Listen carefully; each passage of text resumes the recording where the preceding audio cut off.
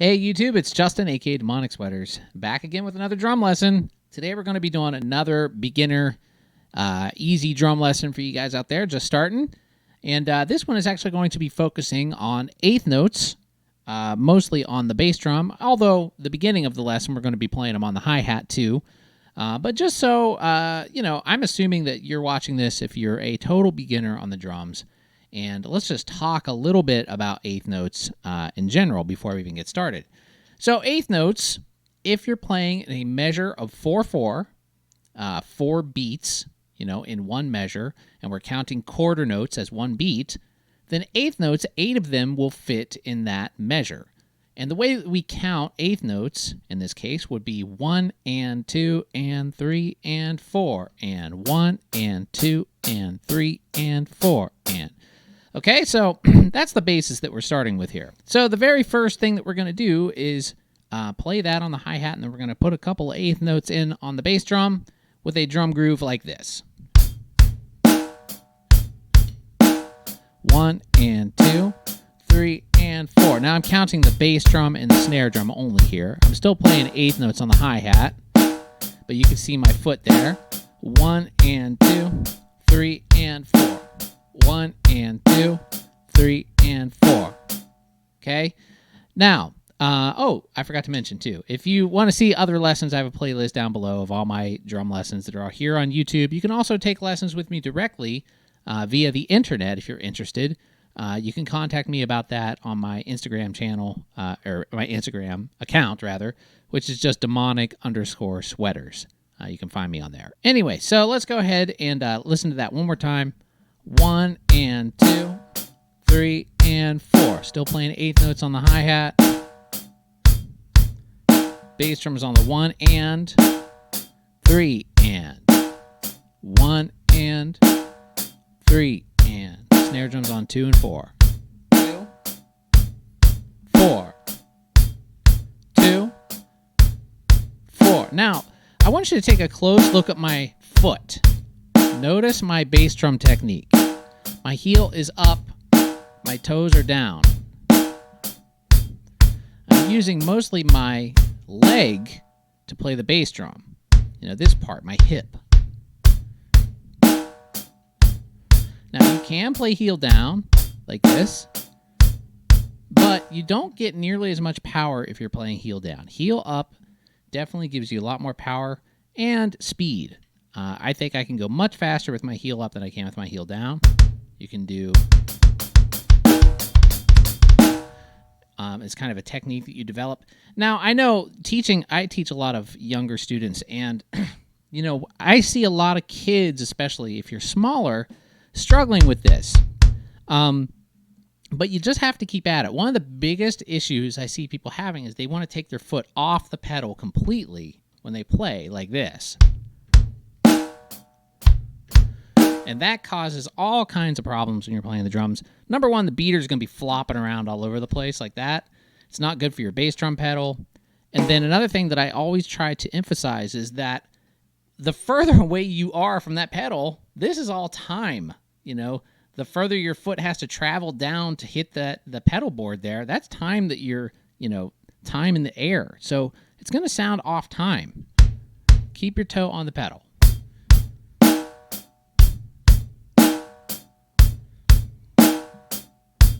Okay, so that is the first one. That one's fairly simple. Let me go ahead and turn on my scene switcher here so you guys can see some different angles. And let's move on to the next one. So the next one, we're kind of changing up a little bit. Now, this one is going to sound a little more interesting. It's still just eighth notes, but we're putting them in a different spot. So it's going to go like this. 1 and 2 and 4. 1 and 2 and 4.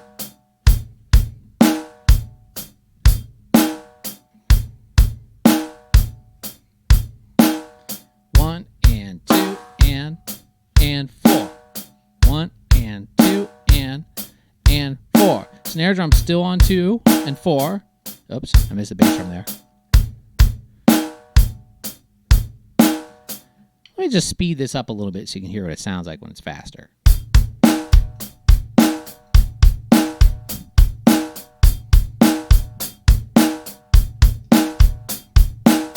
Let me go back to the first one, too, just for a second so you guys can hear that one quicker.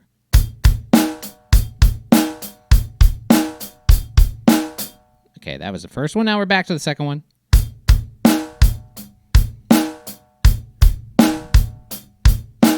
One and two and four. Now, playing eighth notes on the bass drum, when you're playing them on the hi-hat as well, keep in mind that your bass drum foot and your hi-hat pedal are always going to be hitting at the same time. Not every time at the same time, but there's no time where it's going to be off, from your hi-hat hand. And what I mean by that, you're not going to be going like ever with eighth notes, because that would be 16th notes. And that's a way to, if you find yourself those being out of sync, then you're doing something wrong, okay? So let's go ahead and move on to the next one. The next one, we're only going to be playing the ands of the eighth note on the bass drum. So like this. And two, and four, and.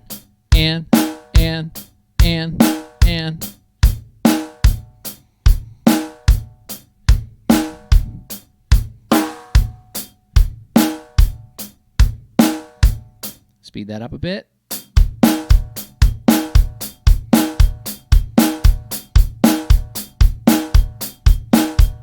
This one could be tricky in the beginning. If you've never played a beat like this and you're just starting out on drums, the previous one could be a little tricky too. But I find when I try to teach this one to students, they tend to struggle with this one the most and there's nothing except for your hi-hat happening on that one. So one, is just hi-hat. One and two and four and two and four and.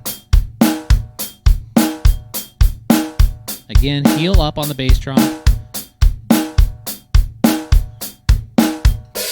All right, let's move on to the next one. The next one is just going to be basically all of the eighth notes on the bass drum except for the 2 and 4. So that's going to sound like this.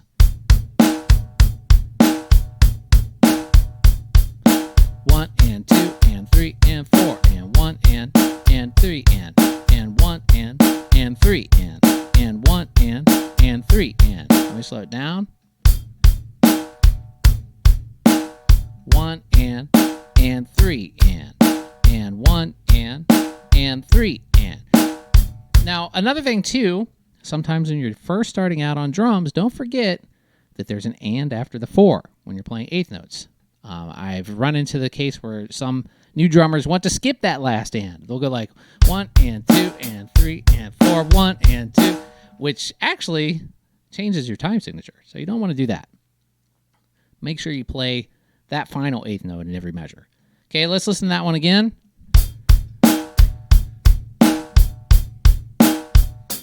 Oops, I switched it. And 1 and 2 and 3 and 4 and. Let me speed it up.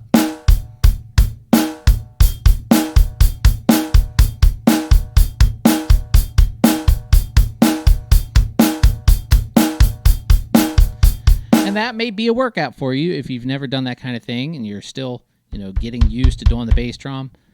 Playing that many eighth notes on a bass drum may be a little bit of a challenge in the beginning, but just stick with it. Drumming is, it's not only a technical skill, being able to do things, different things with different limbs of your body at the same time. It's also a physical thing. So there's muscles that need to develop, for playing the drums that, if you haven't been playing that long, you're just not going to have. And the only way to get them is just to keep playing and keep, practicing this stuff over and over again. The more time you spend playing the drums, the better you're going to get. It's really that simple.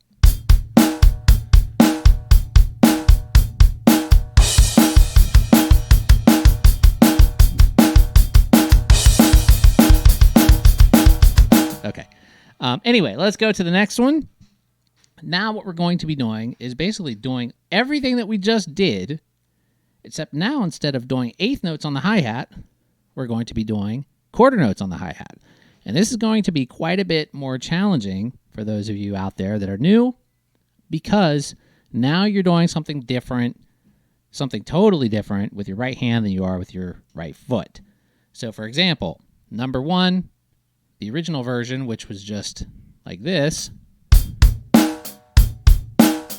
We're now going to be doing like this with quarter notes. Quarter notes on the hi-hat. 1 and 2, 3 and 4. Let me slow it down.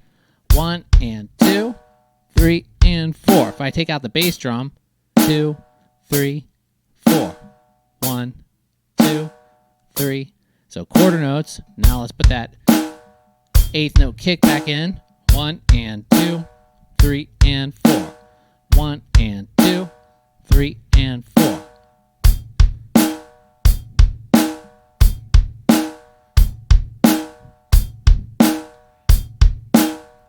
And 2, 3, and 4. Okay? Now, if you're, if you haven't got that yet, just pause the video until you get it, until it's comfortable. I totally look like a hunchback from this angle, but my posture's not that bad. These are just wide-angle cameras, and they make me look weird. Maybe it is that bad. I don't think so. I look fine from this angle. Anyway, let's move on to the next one. So now we're doing exercise number 2, except with quarter notes instead of eighth notes on the hi-hat. So that's going to go like this. 1 and 2 and 4. 1 and 2 and 4. Quarter notes. 1, 2, 3, 4 on the hi-hat.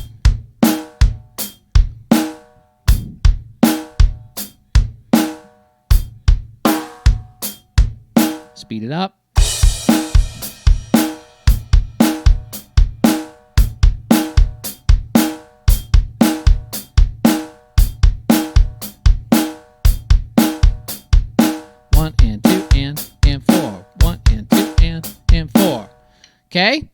Okay, time to move on to the next one. So just like before, we're going to be just playing it exactly like we did in the beginning, except now we're just doing quarter notes instead of eighth notes on the hi-hat. So this one's going to go like this. Now this one could be very tricky for you, and how this is going to go is like this. 1 and 2 and 4 and 2 and 4 and.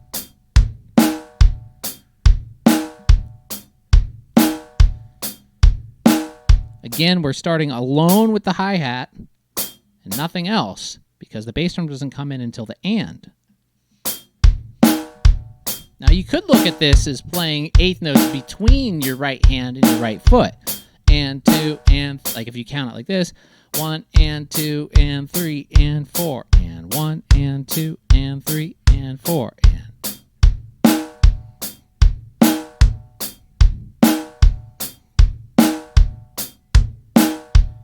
Speed it up. I actually really like this groove. I use this still a lot in music. It's kind of like the Susie Q groove. If you're familiar with Creedence Clearwater Revival, I think their drummer plays that in Susie Q, except I think he's doing it on the bell of the ride cymbal like so. Like that. Speaking of that, you could move any of these grooves over to the ride or the floor tom or whatever you want, really. But we're just, for the sake of this lesson, we're just staying on the hi-hat.